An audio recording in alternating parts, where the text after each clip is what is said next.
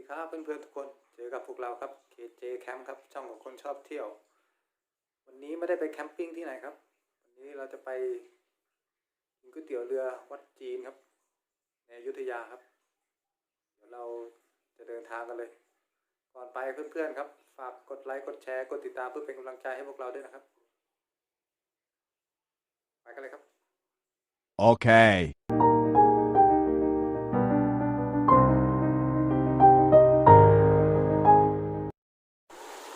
ครับเพื่อนๆตอนนี้เราอยู่หน้าวัดรัตนชัยครับหรือวัดจีนครับดูทางเข้าวัดครับวัด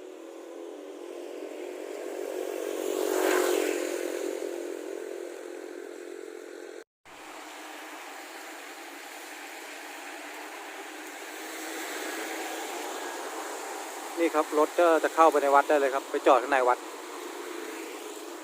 นี่ครับวัดรัตนชัยหรือวัดจีนครับจะมีร้านก๋วยเตี๋ยวชื่อดังครับนี่ครับอยู่ในวัดติดกับแม่น้ำป่าสักครับครับเข้ามาก็จอดได้เลยครับจอดภายในวัดได้เลยครับอันนี้ก็จะเป็นภายในวัดแล้วก็มาสักการะอาจารย์ลอยโพงเงินครับนะครับข้างในนี่ก็จะเป็นร้านกาแฟ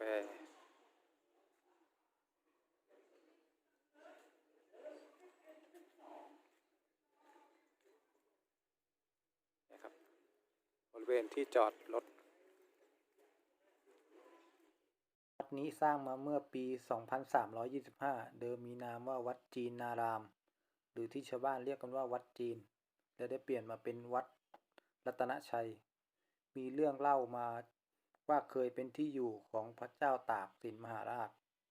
เมื่อพระองค์เคยดำรงเป็นเจ้าพญาตากเพราะเนื่องจากเป็นแหล่งชุมชนของคนจีนใกล้กับบ้านของเจ้าพญาจักรีเพื่อนๆก็สามารถมากราบไหว้บูชาสักการะได้นะครับ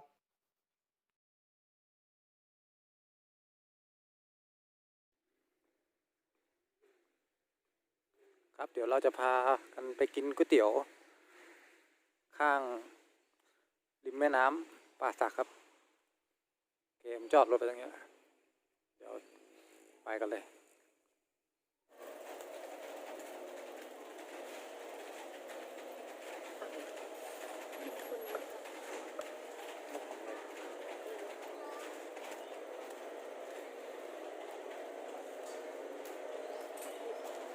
ดูน้ำก็เดี๋ยวใครให้อาหารปลาตาลนกกงไหมคะต้มนกตาลไปถึงตาลใช้ไหมคะ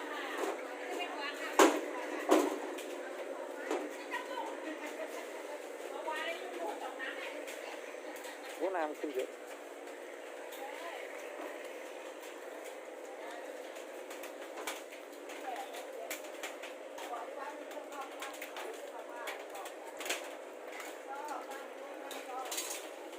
มีตัวผู้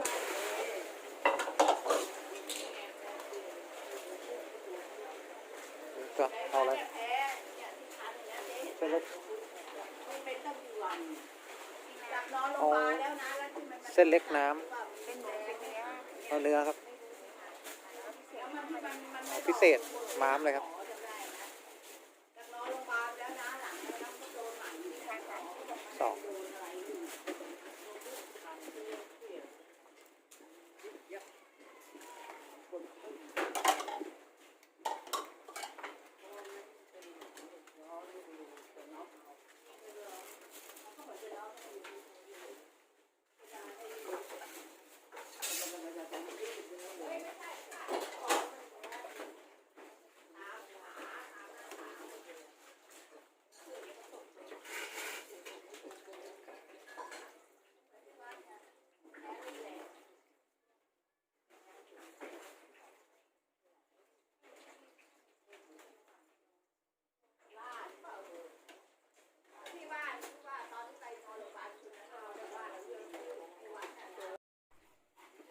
ก๋วยเตี๋ยวอร่อยชามละ50 บาทกับวิวแม่น้ำสุดฟินเยี่ยมไปเลย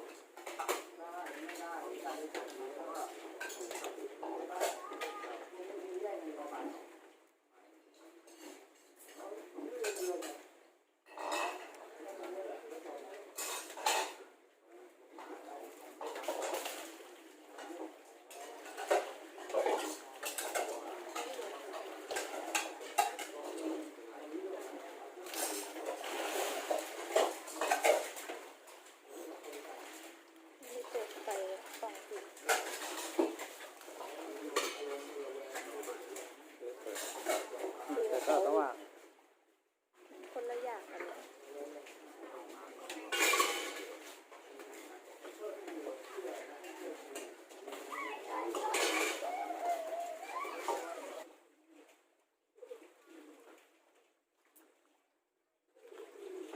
นี่ครับบรรยากาศวัดจีน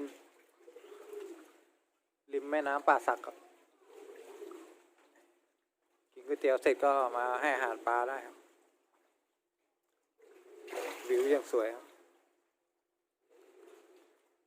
วิวสวยมากวันนี้ฝนตกด้วยบรรยากาศรอบๆบริเวณวัดเป็นเขตอภัยทานห้ามจับสัตว์น้ำนะครับ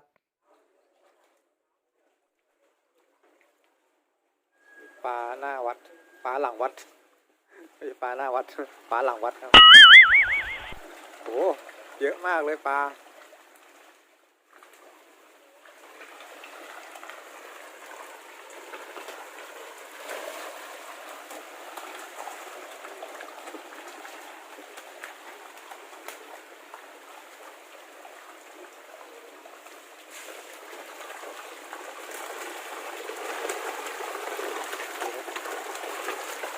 เยอะมากโอ้โห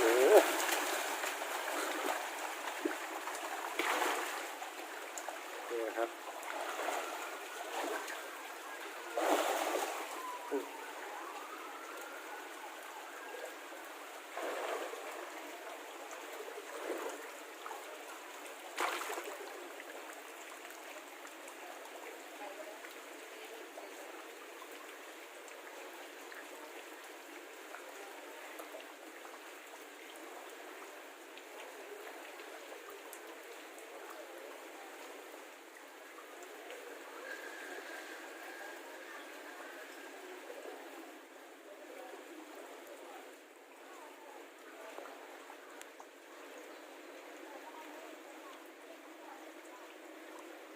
บรรยากาศดีครับสวยงามมาก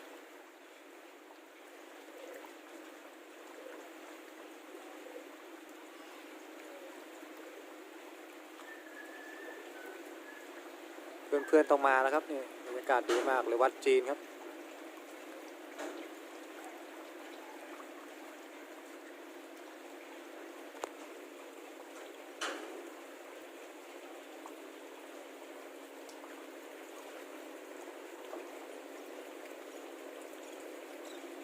เป็นแม่น้ำป่าสักครับ